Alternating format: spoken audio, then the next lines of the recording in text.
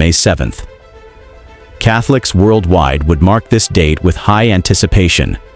This is the day that the conclave begins its sacred task of choosing the 267th Pope.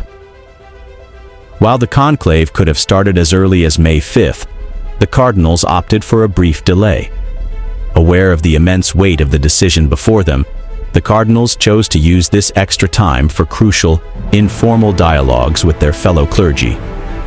The moment the sacred conclave starts, the Sistine Chapel will be closed to all except the electors. With the billions of faithful watching closely, speculation is already swirling about who might step into the shoes of Pope Francis. Who would be our next pope? But before we dive into this question, we must first know more about this old-age tradition of the Vatican. Only cardinals under the age of 80 are eligible to vote, casting their secret ballots into a chalice placed upon the altar. This exclusive assembly of cardinals is often called the world's most powerful electorate, and for good reason. Imagine this: just over 100 men bound by faith and tradition carry the immense responsibility of selecting the next spiritual leader for billions of Catholics worldwide. Unlike political elections, where candidates face intense public scrutiny, the papal selection unfolds behind closed doors, steeped in secrecy. Most cardinals enter the conclave knowing little about the potential successors. A two-thirds majority is required for a candidate to be declared the new leader of the Catholic Church. If no clear winner emerges, multiple rounds of voting take place.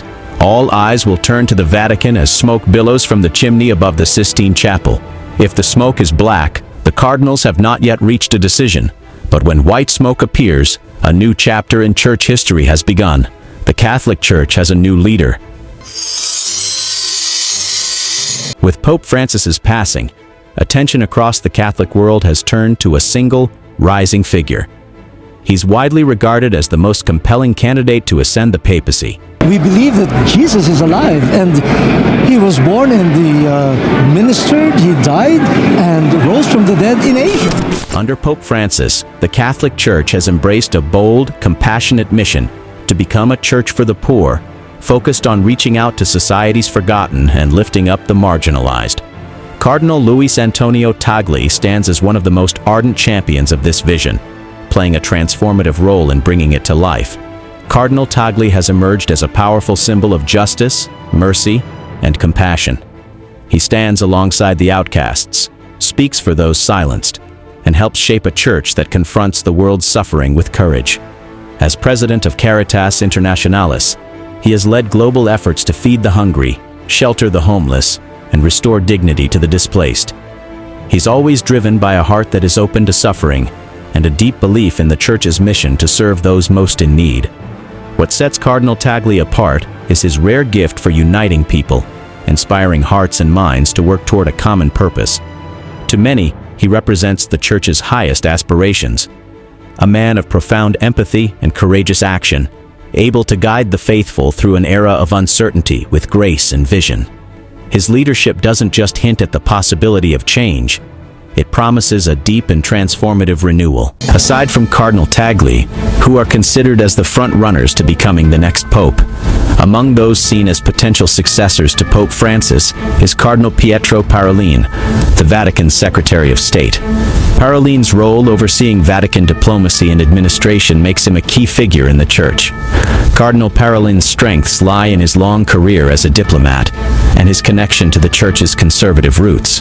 Before joining the Synod of Bishops, Parolin gained respect for his work as Secretary of State, where he managed the Church's global relations and upheld its traditional influence.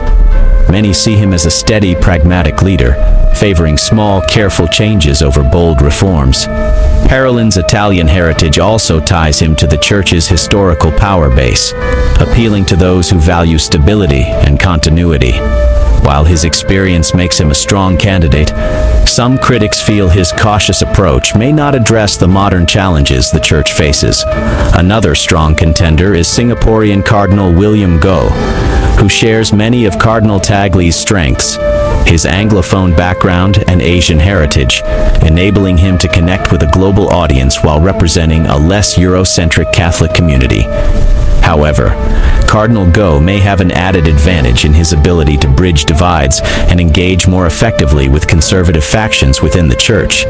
In contrast, Cardinal Tagle is widely regarded as a voice for the progressive wing of the Church, known for his compassionate stance on sensitive issues. He has previously criticized the use of harsh words against LGBT Catholics, advocating for a more inclusive approach. But Cardinal Tagle's contentious domestic record has sparked debate, casting doubt for some on his suitability for the papacy. He faced widespread criticisms for allegedly involving the Church in partisan politics, particularly through his outspoken disapproval of then-President Rodrigo Duterte. His actions were seen by some as a violation of the constitutional principle of the separation of church and state. Tagle permitted homilies to include elements of partisan politics, fostering division, hatred, and vindictiveness, as expressed by various cardinals, bishops, and priests. Furthermore, many clerics under his leadership frequently issued highly politicized public statements, and he faced criticism for failing to hold them accountable for such conduct during his tenure. This inevitably raises concerns about his capacity to maintain discipline and hold those under his leadership accountable. One of Pope Francis's most lasting legacies was reshaping the College of Cardinals, reaching far beyond the traditional centers of power to appoint princes of the Church from corners of the world that had never held such influence before. Now, that very legacy is stirring quiet uncertainty within the hallowed halls of the Vatican. These new voices, diverse, far-flung, and unfamiliar with one another, have yet to form the alliances or voting blocs that traditionally influence papal elections. And so, as the conclave approaches, one truth rises above the rest. In this sacred and secretive gathering, the only thing that seems certain is just how uncertain it all is. Yet whoever emerges as the next pope, billions of Catholics around the world will lift their eyes to the balcony, hearts full of hope, ready to welcome the new shepherd who will guide them into the next chapter of the Church's story. Who would you want to be the next pope? Let us know your thoughts and please subscribe to be part of our community. Until the next one.